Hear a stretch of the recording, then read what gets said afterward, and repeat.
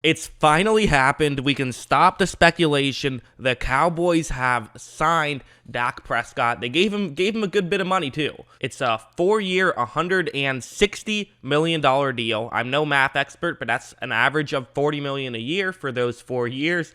And it's the guarantee is $126 million. So clearly, they're making a move. They're getting him. I think they had to do this. And let's just get into the film study and talk about what I think about Dak as a player. And then towards the end, I'll talk about really why I think this is a move they had to make. Whether you love it or hate it, it just seems like they had to make this move. So on this first play, it's a cover 2 zone that they're going up against. This is going to be a good play. These are the small things that I like about Dak Prescott. He's very quick in his decision making. He sees something, he makes a decision, he goes there. That's what he does. And this is going to be a good example of that, where it's kind of a Tampa 2 style thing, where the middle linebacker is going to stay further deep. I'm not sure if this is a design Tampa 2 where he just ends up going deep. Kind of hard to tell when we're inside the 20.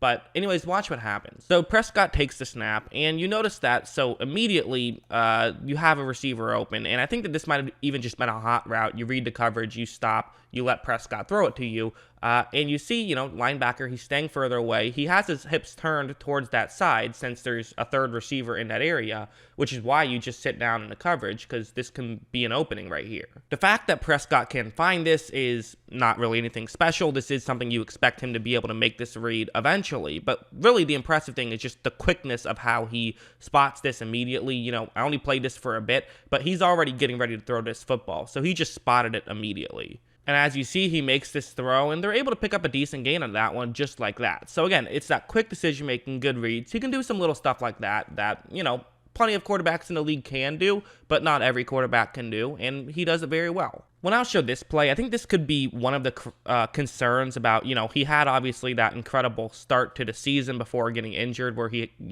racked up a ton of yards and statistics. He had 1,800 yards in, just that small sample size. So a lot of it was stuff like this, if I'm being honest. This is a cover 3 zone blitz. He played a good amount of, these base zone coverage teams. Seattle was another one when they couldn't get their stuff figured out.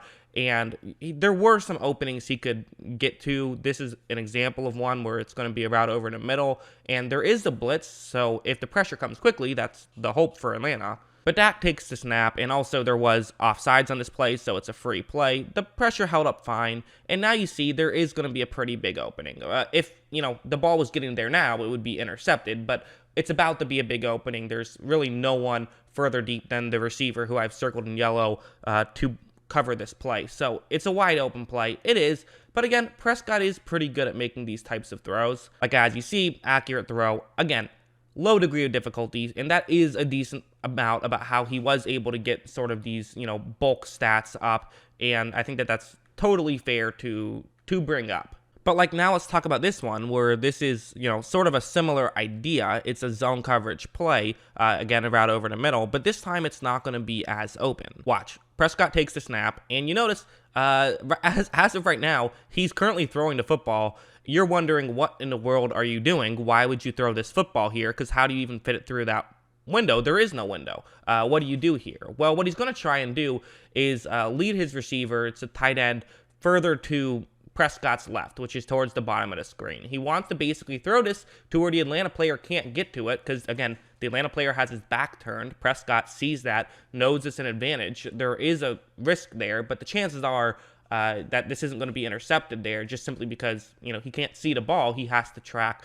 the player he's trying to cover. And watch the throw. Perfectly accurate throw, exactly where he wanted to put it, and it's a touchdown there. So again, he has confidence in himself to make those types of throws, and he can make some really accurate throws. He has a big arm, big athlete, smart player, I think underrated football IQ. So there's a lot he does really well. There isn't a ton he does poorly. There is some. I can think of one thing in particular that's actually kind of what I just talked about on this play. So like right here, for example, it's again zone coverage and, a route that could absolutely work against this type of coverage. So it makes sense for Prescott to look here once he snaps the ball. And as you see, once this play starts, you're going to notice that, he gets off to a second read. He now sees that this is open, And this is the play that can absolutely work. I understand why Prescott wants to make this throw, but it's also a bit risky. And this kind of plays into he feels as though he can make any throw. And to be honest, I would like this throw to be maybe a little bit lower. Get it lower so that way your receiver has to make a tough catch.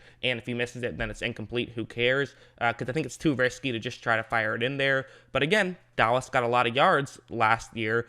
And, every year Prescott's been there by him throwing it to where the receiver can make the catch while standing up to pick up yards after the catch. So again, he has confidence in his abilities. It can sometimes be an issue in tight coverage like this is. And as you see this time, it ends up getting intercepted. So it's a small issue. It's not a massive one. He typically floats around 10 interceptions a year in a full season. Obviously last year's was a bit more, but again, small sample size that factors in. So, with Dak Prescott, you usually pretty much know what you're going to get. He is a talented quarterback. So right here are his stats from his entire career. And you notice amazing consistency in passer rating, where he's had a passer rating of 99 point something his last 3 years. Obviously, again, small sample size last year, but he's pretty good for usually you expect about, I think that you could expect him to get 4,000 plus yards, 30 touchdowns, and 10 interceptions around there. That seems like the kind of player he is. And so I do think that there is a lot of logic, and, he's a good player. Is he a bit overpaid now? Absolutely. He's not the second best quarterback in the league. So yes, he is overpaid.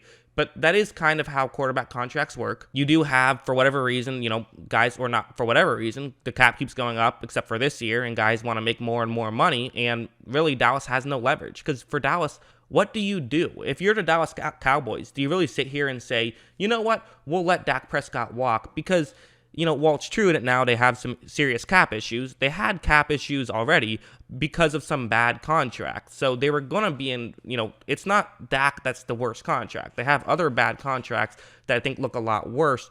Their defense was bad last year, and I don't know if it gets that much better, but at least with Prescott, you now have this good offense, and you can hope that you can outscore some teams. I still think they're a year away. I think they have to sort of, get some time to work out of some of these bad contracts. But just because you have other bad contracts doesn't mean you let your, top 10, I think probably top 10 around there quarterback walk in free agency, because then you're completely screwed. So I think this makes total sense. And again, it's weird because of the low cap year, and I know it's such a hot button issue, and I think it's also fair to say, listen, this is a bit of an issue now. They're gonna have to work around this contract, but I just think that the flip side is, okay, yes, you have to work around a contract, but it's better than having to find a quarterback. It's so hard to find a quality quarterback that I think when you find one, hold on to them. And I think he's better than some of these bad quarterback contracts that we've seen.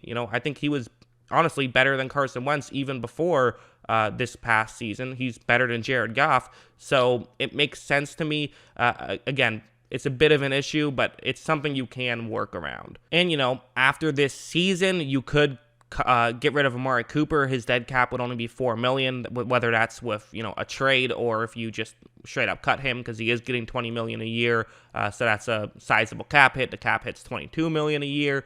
You also have DeMarcus Lawrence, who you could cut after this year and take a $19 million cap hit, which is a lot, although it's not as bad as his $27 million and $29 million cap hit coming up the next 2 years, and 2 years after next year, because 2021 he's scheduled for a $25 million cap hit. So they have some bad contracts, but I think you still have to keep some of your talented guys. So they're in a bit of a rebuild, but I like this move.